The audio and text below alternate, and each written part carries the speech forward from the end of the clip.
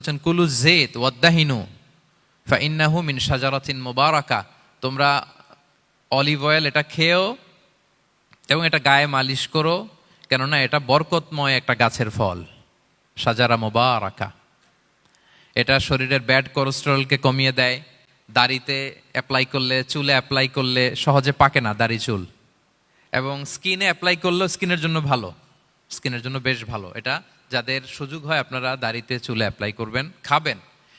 এটা খাওয়াও যায়। তাম্বুতু বিদ্দুহনি ওয়াসিবগিল আখিলিন, কোরআনে এসেছে। এটা অয়েল হিসেবে ইউজ করে, আবার খাবার হিসেবেও ইউজ করা যায়। সালাদ ড্রেসিং এর ক্ষেত্রে কিন্তু অলিভ অয়েল আমরা ইউজ করি। ইদানিং পিজাতে খুব ইউজ করা হয় অলিভ, জলপাইটা। তো এটা আপনারা খেতে পারেন, এটা খুবই সুস্বাদু। এবং জলপাই গাছের মানে জাইতুন গাছের ডালের মেসোয়াক খুব ভালো হয়। আল্লাহর হাবিব সাল্লাল্লাহু আলাইহি ওয়াসাল্লাম জাইতুনের ডাল দিয়ে মেসোয়াক করতেন। তিনি বলতেন নি'মা সিওয়াকিয়া জাইতুন, সবচেয়ে শ্রেষ্ঠ মেসোয়াক হচ্ছে জাইতুনের।